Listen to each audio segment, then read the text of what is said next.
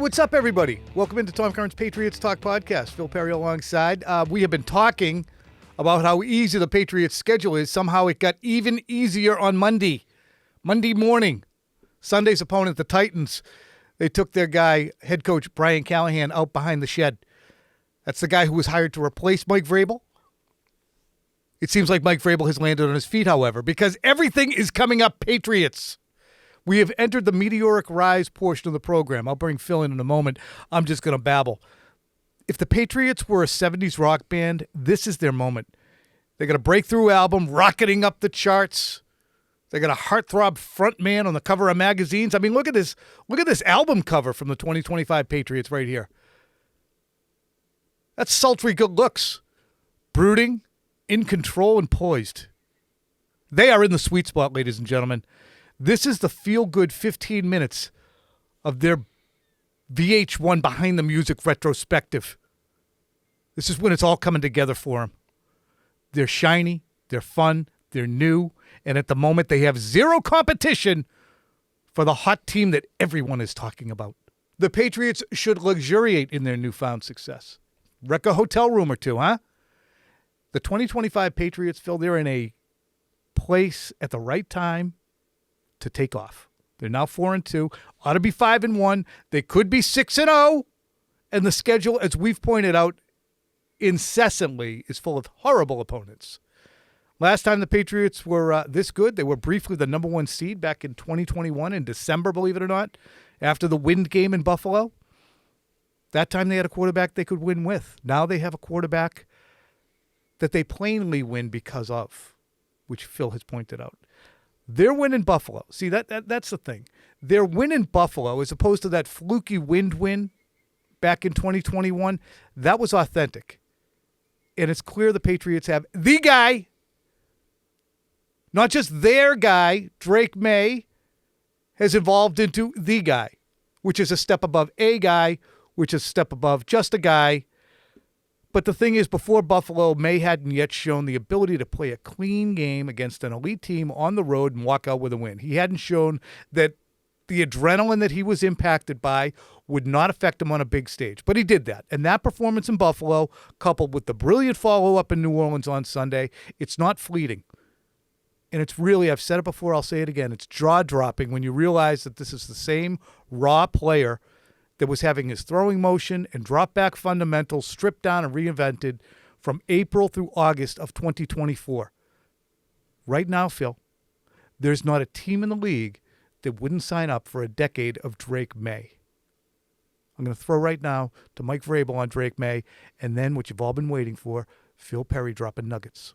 Well, I would say that the credit goes to Drake. That's what it always go to. It's not going to go to anybody other than the player that's doing that and improving and understanding and making the plays.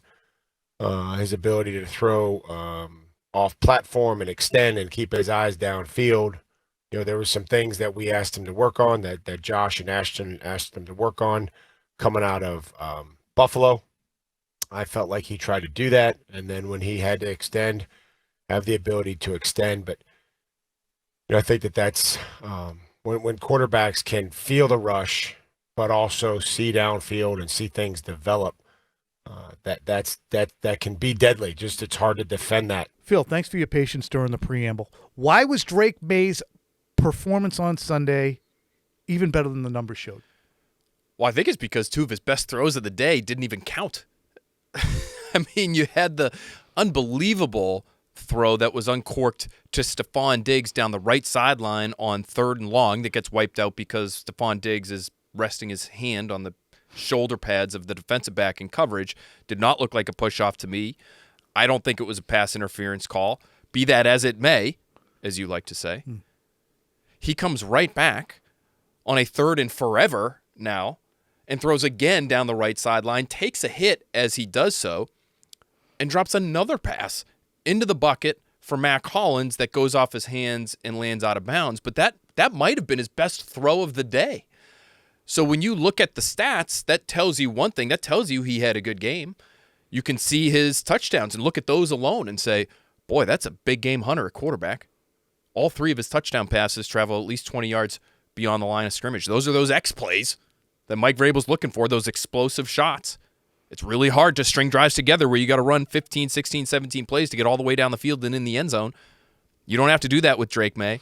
But I think even if you look at those touchdowns or you look at the box score stats, which again are impressive, and this is another week where he lands in conversations with quarterbacks that we never thought that he would be spoken alongside this early in his career, at least. But those stats don't even tell you just how good he was, Tom. I mean, we're really genuflecting at the altar of Drake Maye, but it's hard not to. I mean, you're disingenuous if you sit there for 4 hours on the radio or go on television and just try and pretend that there's a million things to pick apart and people are too hasty. When you see it, you say it. If you see something, say something. You have to. I mean, he's on an incredible heater. Tom, can I give you a stat? This is from Next Gen Stats. 4th player aged 23 or younger since 1970 to record at least 5 consecutive games with 200-plus passing yards and a 100-plus passer rating. Mahomes has done it twice. Dak Prescott has done it, and Dan Marino has done it as well. That's a good crew. It's a pretty good group. One of the most impressive things, you talked about the explosive plays, but what I've been impressed by during this stretch of games is the third down throws and conversions he's made. And there were so many plays the other day. The throws to the sideline that you mentioned, the Boutte sideline back shoulder throw to seal it, the touchdown throw to Boutte, the scramble, but also the 3rd and 11 throw to Hollins, which they needed to get. Was it 3rd and 11 to convert to get them into? It was the first down of that. And they also had a 3rd down throw to Diggs. It was critical in the end of the first half. But that 3rd and 11 throw to Hollins was critical to get them into a situation where, okay, all they need is one more first down and the party's over. Those are the plays when you couple them with the ability to run, the ability to move and extend a play and get an explosive is huge. Now I'm using the word explosive, which I've never done before, but we've been explayed to death. So now that's entering my particular vernacular. He is not discerning about who he's going to throw to either, which brings us to Kayshon Boutte. Check out these numbers from Boutte. They are not just flash in the pan numbers. He's averaging 15.9 air yards per target this season, as Phil pointed out in his story on NBCSportsBoston.com. 4th most in the NFL. Then if you go to Pro Football Reference and use their handy-dandy segmenting tool, over the last 9 games, 42 targets, 34 catches, 541 yards, 15.9 yards per catch, 5 TDs. 81% of the time, he catches a ball thrown to him. Projected over 17 games, and 9 is not a small sample, but projected over 17 games, it would be 64 catches for 1021, 9.4 touchdowns on the season. Look, I said earlier this year he could be a 1B or he could be a good team's 2. And I got a little pushback, and I don't blame you because you hadn't seen it. But the physical skills are there, and they keep showing up. Why? Well, here's Mike Vrabel on Boutte from Sunday. I mean, I think he factored and certainly came up huge at the end. I think he's just gotten better and just like his demeanor, never too up, never too down, and just. Sometimes the ball finds him and he makes the plays, and when it doesn't, he just kind of understands that it just wasn't his snap. And then to be there at the end there, to take a good hit and score, and then to come up with a huge play there at the end, it really went in there and won the game for us on a 3rd down. So I think you see the confidence that Drake has with him, his play strength, and his ability to go frame the football in a big situation. Why, Phil, is Kayshon Boutte so difficult to deal with when he is not what we would call a blazer, nor is he 6'4"? He's got great hands, and he's got great body control, which is something you've been saying about him really since the beginning. And he has a quarterback who's willing to throw to him while he's covered. And I loved what Drake Maye said soon after the game was over on Boutte's first touchdown catch. He said, hey, it's one-on-one coverage. Like, in the NFL, one-on-one means you're open. And that's not the case for every receiver. Not every receiver can just beat man-to-man coverage. You should trust him no matter what and throw him the football and expect him to make a big play. But it feels like that's where Drake Maye is with a lot of his receivers, and Kayshon Boutte is one of them. I mean, think about last year. Some of those down-the-field catches, I can remember at home against the Texans in Drake Maye's first start. Deep down the field, touchdown on a great throw. He wasn't open. His corner's right there, stride for stride, with Kayshon Boutte. I think it was Derek Stingley. He's one of the best corners in football and one of the most highly paid. In London against Jacksonville, down the field, down the left sideline, I can remember in my mind's eye. And then this year, second week of the season, in Miami, touchdown throw.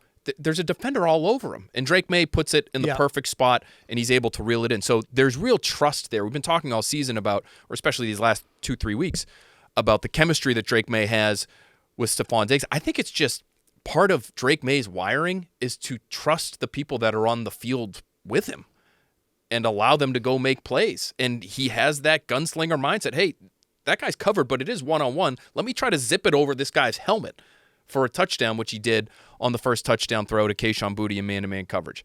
That to me is a big part of why Boutte's having success, is because he has these skills, but in order to leverage those, you need a quarterback who's willing to throw him the ball while he's covered, and Drake Maye has done that. It's like the anti-Brady. But Brady would only stop going to you when you didn't reward him. Like Kembrell Tompkins, if you lined everybody up and said, Kembrell Tompkins is going to be the guy who Brady goes to more than N'Keal Harry or Brandon Tate or whoever else. Aaron Dobson. Why? Because he catches it. Mm-hmm. You have to get some level of return on the throws. And I think as we're talking about contested catches and somebody able to win these 50-50 balls, players who have cycled through here, who were supposed to do that job, Devontae Parker just is a shining example of a guy who right now, if you look at what Boutte's doing, that's what Devontae Parker was supposed to do. And that can change things, and a big part of why they didn't. Let's move on now, though, because I want to talk about the Patriots running game. And with that in mind, the Patriots are playing the Titans. They're 1-5. They just fired Brian Callahan. They have 5 offensive touchdowns so far this season with Cam Ward, the rookie number 1 overall pick, directing the offense. They're 28% on third down. They've allowed 25 sacks already. 5.4 yards per attempt throwing, 67.3 passer rating, 55% completion percentage. I'm talking all about the offense right now because the Patriots should be able to score and get some separation. And with that being the case, at some point they can say, you know what, let's dig deep here on this run game. Because the Titans are allowing 4.5 yards per carry and 11 touchdowns have been allowed by them so far. So, Phil, run game. Run game, they've got to get it figured out. I was down at Gillette Stadium on Monday talking to Garrett Bradbury about it, and he insists it does feel like they're close, but they're starting to get frustrated hearing that word from themselves. Mm-hmm. Close. How many times do you have to say it before it actually starts to yield results? So for them, there is some frustration that's setting in. I thought we heard it right after the game from Mike Vrabel. You know, what's going on with the run game? Probably one guy away, as usual. And I get it. They are frustrated. I know. How do you fix it, though, is the question. Because it doesn't feel like it's one issue every snap. It feels like there are certain plays where it's this side of the line, that side of the line, not getting to the linebacker level and allowing these running backs to get a whole lot of runway to get themselves started, to maybe break some tackles. I think it is somewhat on the backs as well, and Vrabel alluded to that on Monday, where he said, he was asked, Tom, if he felt as though running backs were so concerned with holding on to the football that maybe it was in some way impeding their ability to pick up yards while they have the football. Good question, I thought. And he agreed. He thought that might be an issue. So how do you get past that? Do you just need a few games under your belt before you can run loose and pick up extra yardage?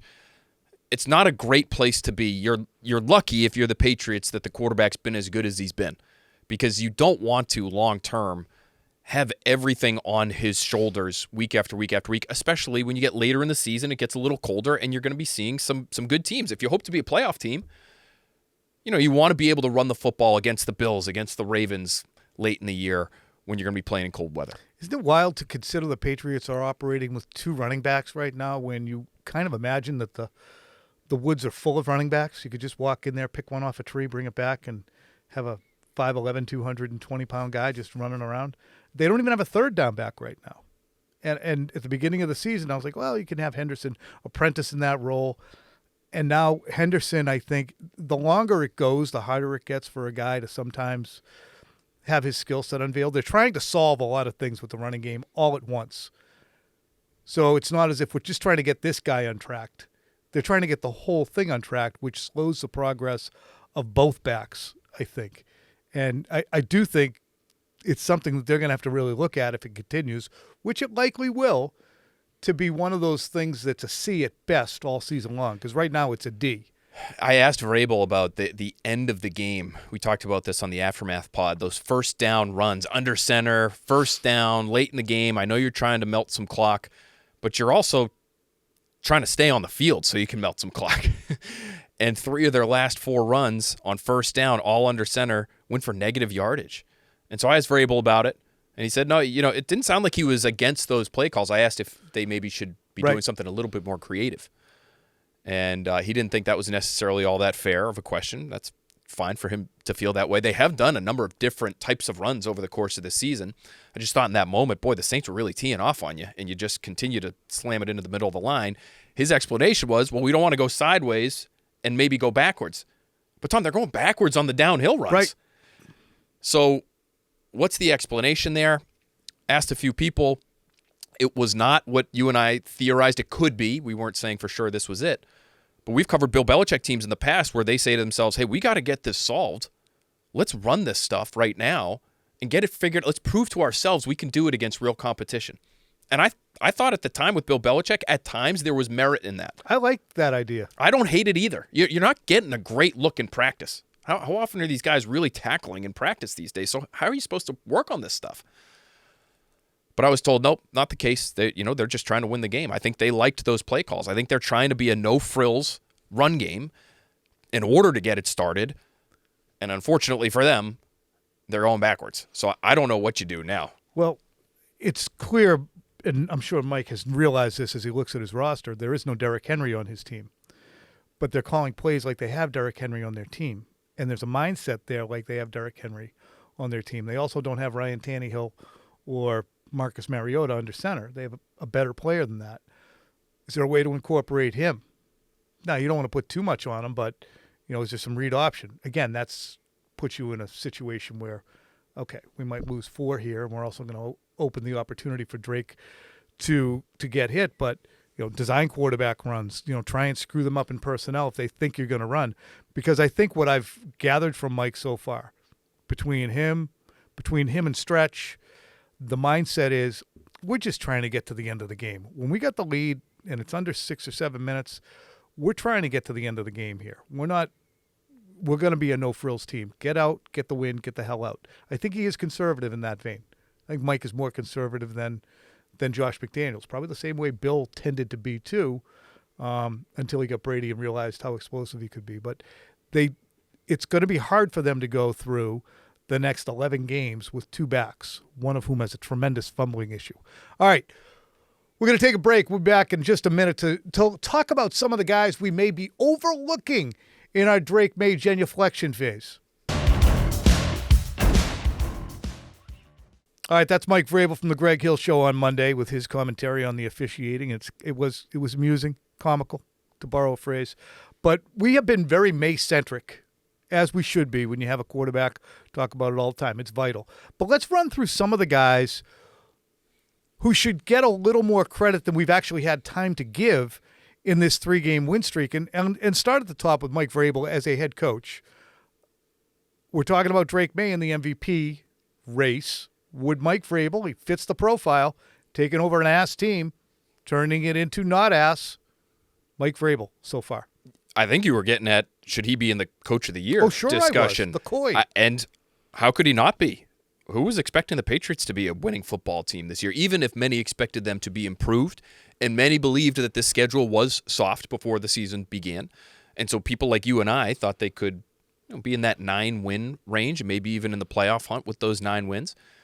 But they've been better than that, and if the quarterback continues to play this way and they continue to rattle off wins, Tom, this guy's got to be in the Coach of the Year discussion because that's the formula, right? Yep. If you go worst to postseason, you're in the mix, and Mike Vrabel is certainly there. A couple of challenges that worked on Sunday down in New Orleans. Maybe a 4th down call that you and I didn't love in real time. But listen, that's going to happen. I like that he's been, I think, you're talking about conservative in certain spots. I think especially at the end of the game, he has been aggressive at times too, going forward on fourth down, sometimes even in his own territory, which I've liked. So yes, he's in that conversation. Another guy who we haven't spoken a ton about, we had a lot to say. You guys had a lot to say when Bobby Spillane only had 3 tackles in the first 2 games.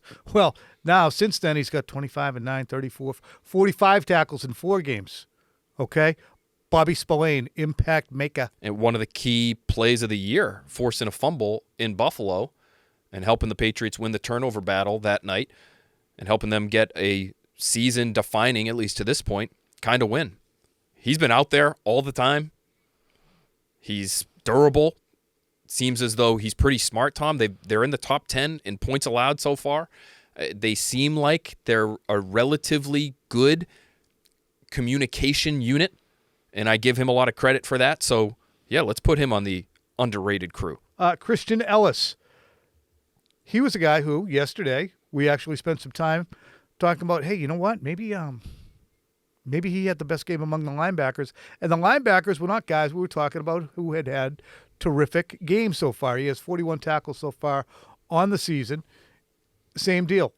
Consistent. 7, 8, and 9 tackles the past few weeks. Pass defense and a forced fumble on Sunday. And I look at him as a good sort of bounce back story, although he has been, as you're talking about, consistent with some of the tackling numbers.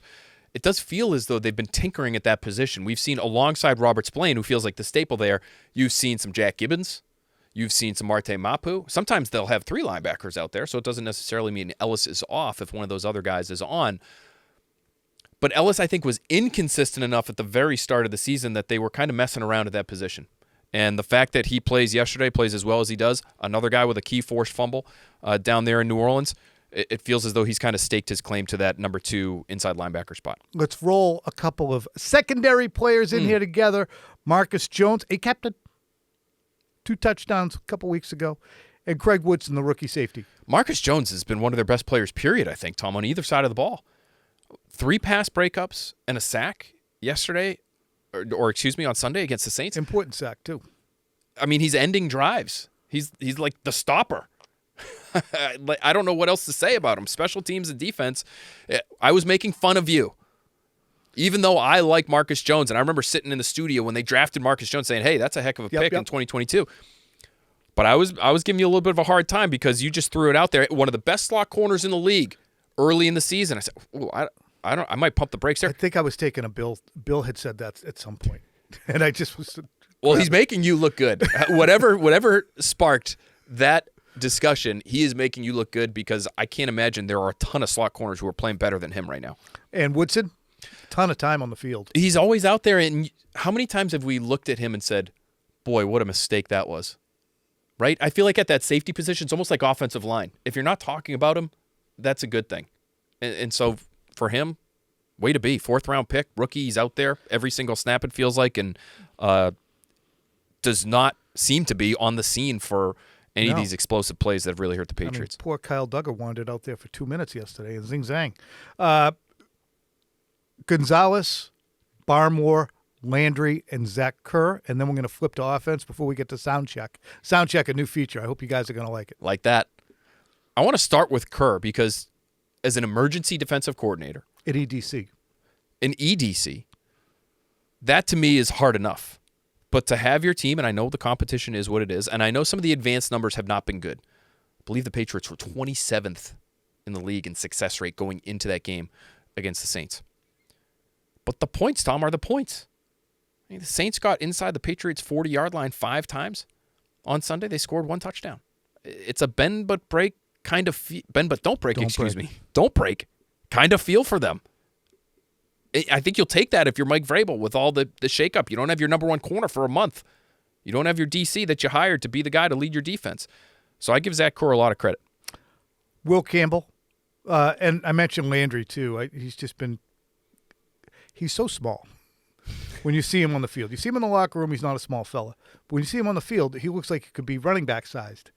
But he makes an impact, and good for him that he was able to Gumby himself back onto the field after what looked like, I said to Michael, it's an MCL. Yeah, outside of his knee. Going to be a couple weeks. Dr. Curran. Yep, I'm on the scene with those usually. The nose sniffs it out again. 5 minutes later, he's back on the That's field. a good MCL he's got there. Hey, I don't know what he's doing. Is that yoga? Is that Pilates? What do you do to make your ligaments that kind of flexible? Teddy Bruschi had that. No one was more Gumby than him. He it was bizarro. He really could bend in a variety of different directions, but he deserves a lot of credit. Will Campbell as well. That's who I was to gonna not hit. be the obvious, weak link in the chain, I think is a big step, and he's been much better than that. I think I set the bar too low when I said before the season, if he could just be somewhere between like 13 and 20 in terms of left tackles in the NFL, that's worthy of the number 4 overall pick, just based on where that position was for them previously and the fact that he would grow into it as time goes on. I think he's kind of there already, and he's on the better end of that spectrum that I laid out for him. Now, along the offensive line as well, 4 of the 5 positions are manned by people who were not here last year. Morgan Moses, Jared Wilson, Garrett Bradbury. There's really not, it's not like they're running over people, so that would be helpful to see. But the offensive line and the improvement, or it just to get from embarrassing, which it was for 2 years, to pretty capable. I don't know if they're pretty capable or just capable. I think they're pretty capable, although Sunday was, you might be able to look at that and say, in some ways, they win the game, and so, we're nitpicking now. But over 50% in terms of the pressure rate that Drake Maye saw, over half of his dropbacks he was pressured. Mm-hmm. And to average 2 yards per carry, basically 2 yards even per carry. Not their best game as a unit. What's wild is usually you hear pressure rate with a quarterback, and we've done this for decades. How many hits can he take? He's not getting hit. He will. He's going to get smushed, but he's just not taking hits because of his athletic ability. Let me roll through this real quick before sound check, which you guys, I said it before, I'll say it again. You got all of it. I'm on the edge of my seat. Between Bobby Spillane, newly signed, Woodson drafted, Landry signed, Campbell drafted, Moses signed, Wilson drafted, Bradbury signed, Christian Ellis re-signed, matched, yeah. Matched Restricted and free re-signed. agent matched. The only guys we mentioned who I think are playing in this noteworthy, and I could include Hunter Henry and Austin Hooper, but we got a time limit on this thing. I wonder who gets the credit truly behind the scenes for such a good off-season of player acquisition. You're talking about with the big boss, with ownership? Yeah. Well, no. Is it Elliott Wolf? Has he quietly had a revival behind the scenes? Or is it, as I suspect, the Vrabel-fed Ryan Cowden, Mike Vrabel, different, let's go after this kind of player that has resulted in improvement? Because I don't understand how you can go from the worst in the league over a decade with those guys, or half a decade at least for Wolf, who showed up on scene in 2021, to having this fleet of capable players and just say, well, it was Bill. It wasn't Bill last year when Chuks Okorafor was running out there to play left tackle. I do give Mike Vrabel and his new staff a lot of credit. Now, they have been giving Elliott Wolf credit as doing a key job in that front office. But, Tom, let's just look at the players that you mentioned. The free agents, at least. How many of them have experience with either Vrabel himself or an assistant that's on the Patriots staff that has just been hired by Vrabel to work for him? Mm-hmm. So, Robert Spillane spent time with the Titans. Harold Landry with the Titans. Morgan Moses wasn't with Mike Vrabel in Tennessee, but he was with Todd Downing in New York. Yep. So Terrell Williams with Carlton Davis, who we didn't mention, right. Who's been more than capable. So I'm kind of fairly or unfairly, I'm putting those signings in a Vrabel labeled bucket right now. Phil, you know what it's time for now? Is it time for sound check? Sound check. Okay. You know what? We're trying to keep it fast moving on the Tuesday pod. So we'll get some sound for you, and we're going to give you some quick reacts. And it's going to be around the AFC East and with some of the forlorn teams. First one up, the Jets have dipped to 0-6. They lost. They threw for 45 yards, and there were 8 sacks for Justin Fields. Here's Jets head coach Aaron Glenn talking about looking on the bright side on Monday. Listen, I know it's tough being 0-6, but with the midst of that, when it comes to yesterday's game, there were a number of improvements that I want to make sure that our guys understand that we're going to build on. And when it comes to that, man, I thought our special teams did a hell of a job. Having Kane back as a kick returner, that definitely helped us. I think Isaiah did a really good job as far as the punt returns. I thought our coverage teams did a really good job. Any point in the storm, Phil. Special teams look good. I think it's always important to look at things from a glass half full perspective when you can. Amen. Meanwhile, Tua Tagovailoa touched off a firestorm in his postgame. 33 seconds of Tua sound coming at you, in which he just sets fire to the boats.